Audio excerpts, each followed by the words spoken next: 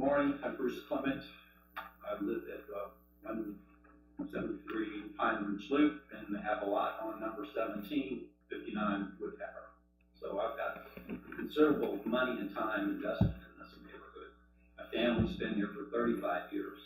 Melissa and I built our first house 19 years ago. I have the same financial concerns as the previous board treasurer those 5 years. The 5 years that we built the dam, the 5 years that we were going through the Great Recession.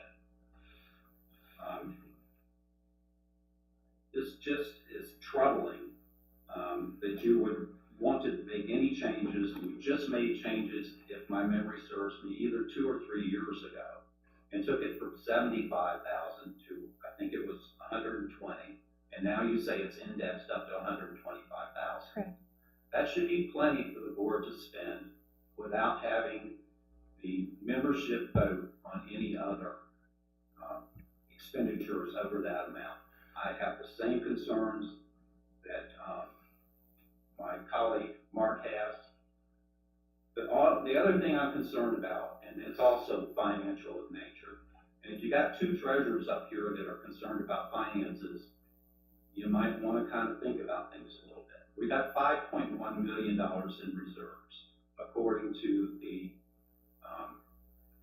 last annual report that I looked like, the last audit. And as you know, you've got a fiduciary duty to protect those reserves and not spend them frivolously. However, human nature, a lot of times, you see that much money and you just want to do something with it. And I'm hoping that that doesn't happen and that we start spending money frivolously. It took us 17 years to go from basically zero to this $5.1 million. And this, having this piggy bank, let's not rate it unnecessarily, please. We had an assessment, different topic. I think the $200 reserve fee, reserve special assessment, you know, you call it a rabbit, you call it a squirrel, I don't care what it is. You wanted $200 extra over and above every year. I don't know, ad infinitum. I don't think there was a time set on it. This was going into the reserves, the restricted reserves, which I completely agree with. But we were promised last year a complete assessment and asset improvement plan, and I haven't seen that plan. Do we have an asset improvement plan? Yes or no? Yes. Has it been published? No. When will it be published? When it becomes final. And when will that be? After we speak with the reserve specialists that we're still in contact with. Okay. We have up to 6 months to complete this report with them. Okay. And it is very, very, very detailed. There is a lot in this report. And when you see it, some of your questions might be answered very quickly. Good. Town hall. We will have a town Without- hall, that's right. Without knowing what's going on, and it's been over a year since I've asked the question, and for it to take a year to get an answer, please don't put another $200 special assessment on us till we've had an opportunity to carefully dissect that report. Mention the town hall. When is the town hall? If I may say, Bruce, I don't know if you can hear me. In this town hall, the reserve person will be here to present a lot of that, will present this information. So I encourage people to be here that day. And when is that? That's on the 28th of 28th. August. 28th of this month. Yeah. Okay. Yeah. All right. We financial people have concerns, and we hope you're being very vigilant and don't go on a spin, crazy spending. Okay? Thank you, Bruce. Yeah.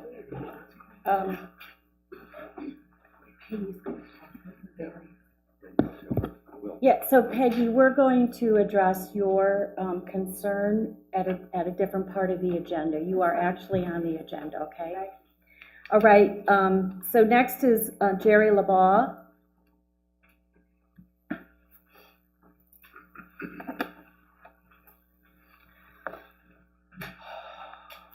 Jerry LaValle, 32 Jack Pine Loop. My concern on amendment is also on amendment number 3. I hear that y'all need the ability to plan for the future and figure out how to spend reserve funds if necessary. So I have a proposal. Why don't y'all, when you're doing your budget, decide what you would like to spend the reserve funds on for the following year? Be it $250,000 for a garbage truck, be it $180,000 for a backhoe, be it $1 million for paving projects, be it $170,000 for a golf house remodel. You list those in a ballot and you send it out to the members and you have positive feedback. If it passes, fine. If it doesn't, then those items that don't are declined and deferred into the future.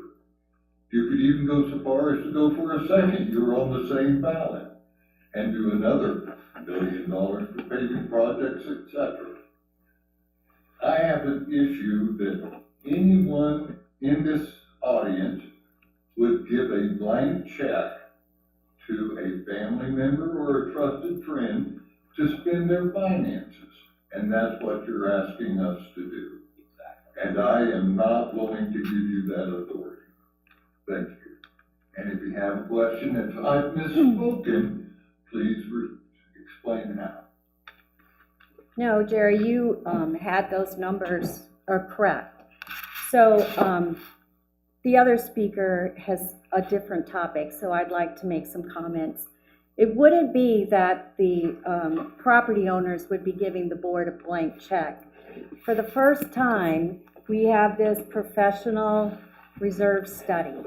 And what we're proposing is that the board we have a fiduciary responsibility to protect Land Harbor. We now have a roadmap in here. And we need to plan for this. We need to collect the funds that we need for this. And then once we have planned for it, we know we need to do it, it's in the study. It's time to do it. Now we need to authorize the spending. So we've got this roadmap. Now all of a sudden, the board is throwing up a stop sign. Stop. You have to get ballots done. And let me just give you an idea of what it took, the resources it took to do the Gulf irrigation ballot. So there was the communications task force that did a tremendous job, and we worked with probably 4 of our management, and we worked from February to August on that. We spent countless meetings, countless hours. We did town halls, we did open office hours.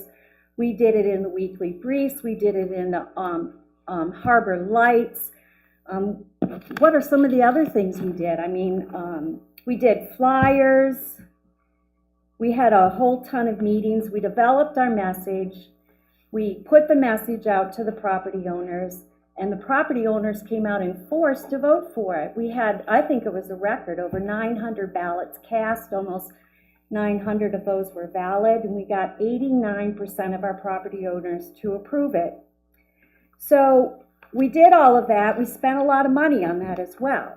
It costs about $3,500 to send out the ballot. It took money that we had to spend to get the materials done, and our staff spent 75 hours on those ballots. Now that's a cost. And it's also our resources that aren't being spent on something else. So then